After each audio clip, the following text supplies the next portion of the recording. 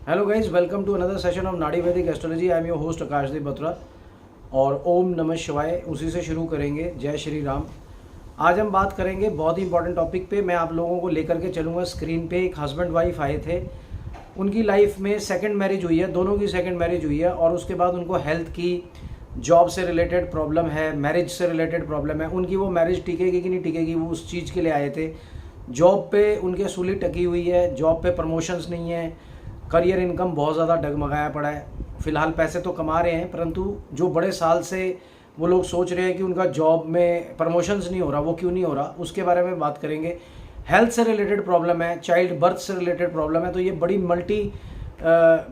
Multi जैसे बोलते हैं ना, मल्टीपर्पस वीडियो होने वाला है। तो इसके अंदर हम लोगों को सारा मटेरियल मिलेगा, जैसे child birth, income, career, promotions, फिर सेकंड मैरिज, डिवोर्स क्यों हुआ, उस सारी चीज़ के बारे में डिस्कस करेंगे। तो आप इसको ध्यान से देखिए, बिल्कुल भी आगे मत करना, इस वीडियो को बिल्कुल भी स्किप मत करना।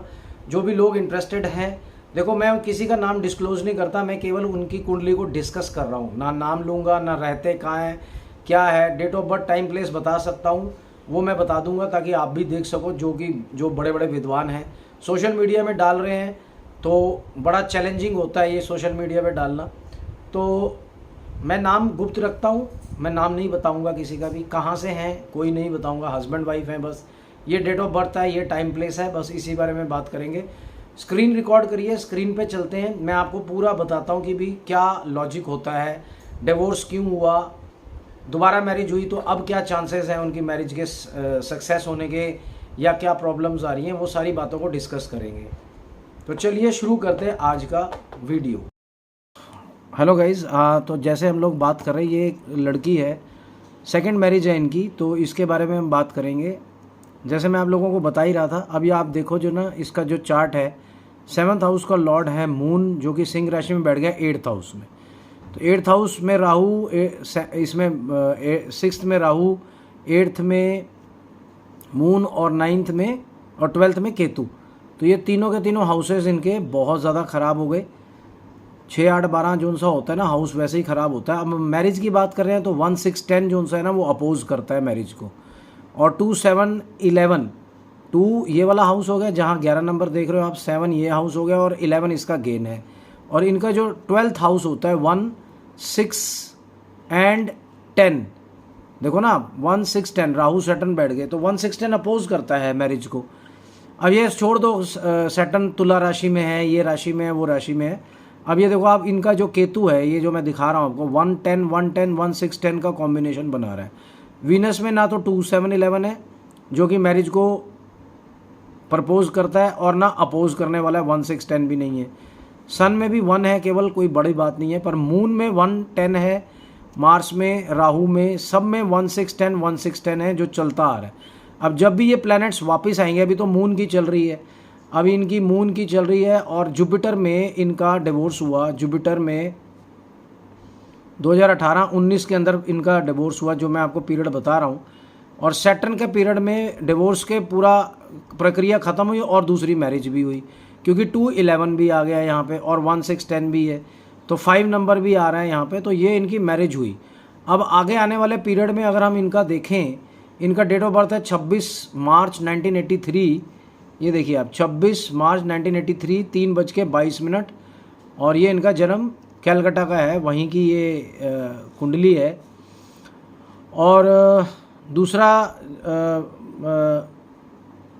जो है इनका पीरियड, अब जो सा है ना, मून की दशा चल रही है, मून की दशा के अंदर अब इनकी जो मैरिड लाइफ ख़राब होगी ना, वो ये होगी, 3 जुलाई से लेकर के आगे स्टार्ट हो जाएगी 23 तक। ये पीरियड इनका बहुत ज़्यादा ख़राब है मैरिज के लिए। 1, 6, 10, 1, 6, 10 है, पति के साथ फिर नहीं बनेगी इनकी। अब वीनस आ रहा है, उसमें चलो फिर भी हम कुछ नहीं कह सकते, पर मून के अंदर 1, 10 है, तो चलती रहेगी। पर केतु एक ऐसा इनका ग्रह है जो इस महीनों में इनको हिला के रख देगा। सन फिर नॉर्मल आ गया, फिर मून आ गया।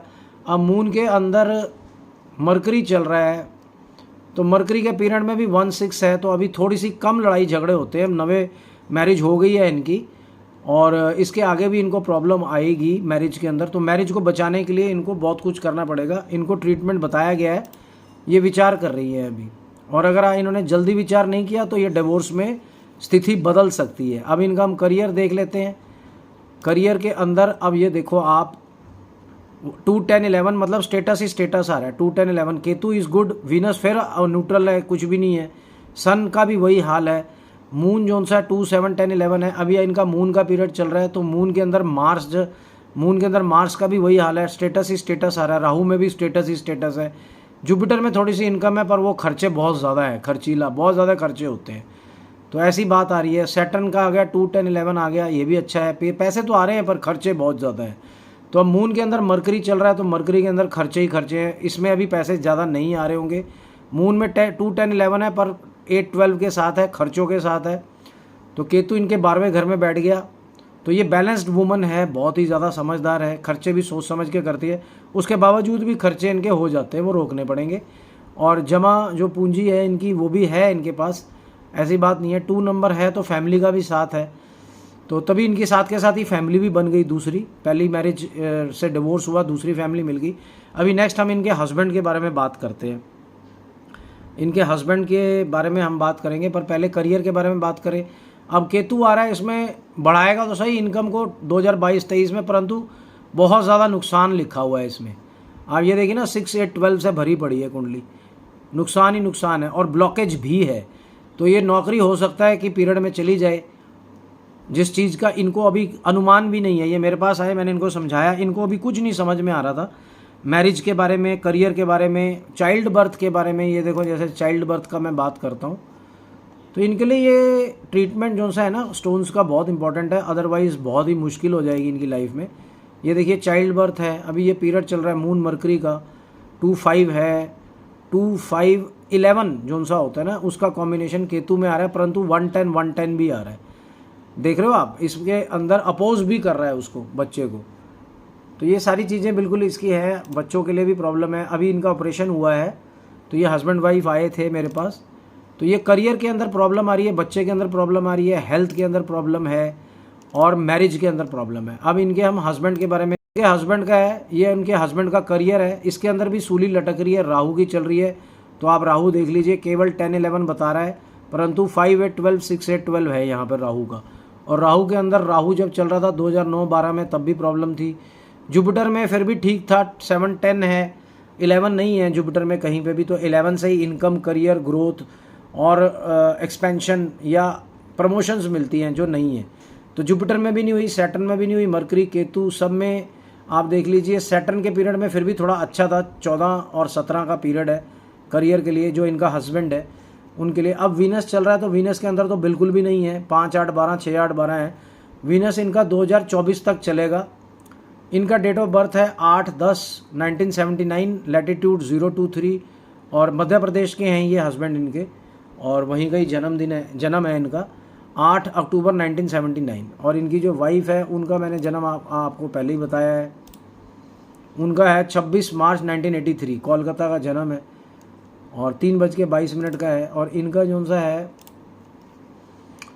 सा जन्म है 8 अक्टूबर 1979, 8:15 सुबह का है, मध्य प्रदेश में।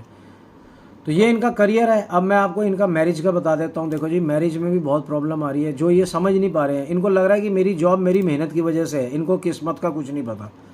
तो ये लेमैन है, इनको नहीं पता चलेगा। इनको समझाना पड़ेगा कि भाई आपकी भलाई के लिए हम लोग कुछ कर रहे हैं, तो उसको फॉलो कीजिए। अगर आप नहीं करते हो, तो ये वीनस के पीरियड में ही इनकी नौकरी को बहुत बड़ा धक्का लगेगा इनको।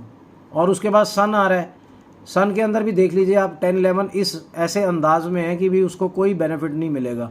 6 8 12 का जोर ज़्यादा है, जॉब नहीं मिलेगी इसको। तो 2025 तक तो इनका बहुत बुरा हाल है। उसके बाद मून आ रहा है, मून में भी यही हाल है, 2025 से लेकर के 26 तक। ये देखिए आप, 6 8 12 आ रहा है। तो इनको ये बात समझ नहीं आ रही, कह रहे ये जब आए मेरे पास कि ये सर क्या नंबरिंग्स हैं, ये क्या है। अब सारे जितने भी एस्ट्रोलॉजर्स हैं, वो यहाँ से पोजीशनिंग देखते हैं। जुपिटर सैटर्न राहु बैठ गया, तब भी इनका ये खराब आ रहा है। जुपिटर के अंदर राहु, सैटर्न के अंदर राहु 11th हाउस में, 11th हाउस को ब्लॉक कर देता है। तो इनके जो प्रमोशंस हैं, एक्सपेंशंस हैं पैसों की, ये इनके एक्चुअली ये अपने किसी न किसी के इन्फ्लुएंस में आकर के ये लोग आगे को इसको इम्पोर्टेंस नहीं देते हैं। परंतु टेक्निकली इसको सॉल्व करेंगे तो इनकी ज़िंदगी के अंदर तरक्की भी आएगी, मैरिज भी इनकी रुक जाएगी। अब जैसे मैं आपको मैरिज का बताता हूँ, इनका देखो कितना ज़्यादा 1 6 10 है। 2711 तो है, 1610 है। इनकी जो पहली मैरिज ब्रेक हुई वो 2019 में मेरे ख्याल से इनकी हुई होगी मरकरी में। तो मरकरी में 610 चल रहा है, ये देखिए आप 610 है, 2711 है ही नहीं है। तो 2711 से फैमिली बनती है, सेकंड हाउस फैमिली का है, 7 शताब्दी का, 11 उनका गेन है। तो 1610 उनको अपोज करता है क्योंकि 12th हाउस है। यही नाड़ी एस्ट्रोलॉजी का या किसी भी एस्ट्रोलॉजी का बेसिक रूल होता है। तो ये सारी बातें सच ही निकलती हैं, पर इनको ये नहीं समझ में आ रहा कि इनकी भलाई के लिए अगर इनकी वाइफ कुछ करना चाह रही हैं तो वो उसको ज़्यादा इंपॉर्टेंस नहीं दे रहे हैं, बल्कि ये पछताएंगे। मैरिज से भी, जो अभी मैरिज हुई है उससे भी हाथ धोएंगे। अभी इनका वीनस का पीरियड चल रहा है तो चलो बचे हुए हैं। वीनस के आगे राहु वीनस है, राहु खुद बड़ा ज़्यादा अपोज कर रहा है मैरिज को। तो इनकी मैरिज अभी, ये थोड़ी नवी मैरिज है ना, 11 महीने हुए हैं, तो शायद ये आपस में एक दूसरे को खुल नहीं पा रहे। अभी जब वो खुल जाएंगे तो मैरिज भी खुलने के पूरे चांसेस हैं। सन का पीरियड आ रहा है, मून का पीरियड आ रहा है, ये सब में 1610 है। मार्च में तो बहुत ही ज़्यादा स्ट्रांग है, और मून के पीरियड में तो शायद डिवोर्स भी फाइल हो जाए, पर इनको समझ नहीं आ रही। इनके बेनिफिट के लिए मैं कुछ हम लोगों ने दिए। वाइफ तो पूरी सहमत है कि इन चीज़ को ट्रीटमेंट करना चाहिए। मैरिज इनकी ख़त्म हो जाएगी जल्द। डिवोर्स है, चाइल्ड बर्थ का मैं कुछ कह नहीं सकता। अब वो जितना मर्जी ठंडा हो, पर जो प्लैनेट्स है ना, जब उन्होंने अपना असर दिखाना है वो दिखाई देना है। तो उसका कोई भी तोड़ नहीं है इस दुनिया के अंदर। एक ही विकल्प है, एस्ट्रोलॉजर। अगर हम लोग इसका ट्रीटमेंट करते हैं तो बहुत अच्छा चला जाएगा। वो सारे प्लैनेट्स इनके शांत हो जाएंगे, मैरिज भी टिक जाएगी, जॉब भी टिक जाएगी, प्रमोशंस भी आ जाएंगे, और जो हेल्थ की प्रॉब्लम है वो भी सारी ठीक हो जाएगी। देखिए इनकी भी हेल्थ की 6 से 12 हर हाउस में है, इसका मतलब हेल्थ की प्रॉब्लम है। नज़ला, जुकाम, खांसी, चेस्ट कंजेशन, ये सारी चीज़ें हैं, पेट का प्रॉब्लम, ये सारी चीज़ें। और भी मैंने इनको बहुत सारी प्रॉब्लम्स बताई थी, शायद इनको याद होगा। मैं रिपीट करने के लिए ये वाली वीडियो इसलिए मैं डाल रहा हूँ ताकि इनकी डिमांड थी कि हम देख सकें, ताकि ये कुछ डिसाइड कर सकें, तो मैंने ये वीडियो बनाया है। तो इनकी marriage, health, promotion, career, income, job, सब चीज़ों के लिए स्टोन्स का कॉम्बिनेशन है। उसके बिना इनकी लाइफ में कुछ भी ठीक नहीं होने वाला, ये मैं आपको गारंटी दे सकता हूँ। 2024 के बाद भी अगर आए, डिवोर्स हो जाएगा, उसके बाद आएंगे तो कोई फ़ायदा नहीं है, दोनों अलग अलग हो जाएंगे। तब भी अगर इनको अकल नहीं आती, क्योंकि ये देखिए ना, 610 जौन सा है डिवोर्स का, जो मैं लगा रहा हूँ यहाँ पे, ये देखो डिवोर्स का 161 हर इनके प्लैनेट में है, सैटर्न को छोड़ के। तो जब भी राहु के अंदर कोई भी प्लैनेट आएगा, जैसे वीनस है, इसमें भी 161 है, सन है, इसमें भी 161 है, मून है, 2025-26 में तो डिवोर्स के पूरे 100% चांसेस हैं। मार्स है, इसमें भी पूरे चांसेस हैं। राहु का तो पीरियड चल ही रहा है जिसमें डिवोर्स होता है, और राहु ही के पीरियड में डिवोर्स भी हुआ है इनका पहला। तो सेकंड मैरिज भी नहीं टिकेगी, क्योंकि जो भी प्लैनेट्स हैं आपस में जब वो मिलते हैं तो वो इवेंट को क्रिएट कर देते हैं। तो इनको ये बात ही नहीं समझ में आ रही। इन्होंने अपने वाइफ को कहा कि भाई वो हमें इतना क्यों एक्सप्लेन कर रहे थे। तो नाड़ी एस्ट्रोलॉजी में ये सारी बातें एक्सप्लेन करनी पड़ती हैं, तभी जाके कहीं समझ में आएगा। आपको लेमैन हो, आपको नहीं समझ में आने वाला। तो ये मेरे को लगता है कि ये जो कुंडली है, इसके अंदर मैरिज टिकना इम्पॉसिबल है, और हेल्थ की प्रॉब्लम्स बहुत सारी रहेंगी, प्रमोशंस नामुमकिन है, जॉब जा सकती है दोनों की, दोनों को सारों को सही करना पड़ेगा। इनको दिमाग में एक चीज़ डालनी पड़ेगी कि मैं प्लैनेट्स के अगर इलाज कर देता हूँ तो मेरा सारा इलाज हो जाएगा। अदरवाइज़ ये दोबारा इनकी लाइफ में जो खुशियाँ आई हैं ना, वो बहुत ही जल्द बिखर जाएंगी। तो उम्मीद है जो अगर ये देखते हैं तो उसमें इनको समझ में आएगा। और अगर आपकी भी कोई क्वेरी है इस सब चीज़ों से रिलेटेड तो आप मुझसे बात कर सकते हो। तब तक के लिए ओम नमः शिवाय। और उम्मीद करता हूँ आपको मेरा अच्छा लगा होगा वीडियो। और ये कोई छल नहीं है, ये एक रियलिटी है, ये मैथमेटिकल कैलकुलेशन है, इसमें एग्जैक्ट आ जाती है सारी चीज़ें।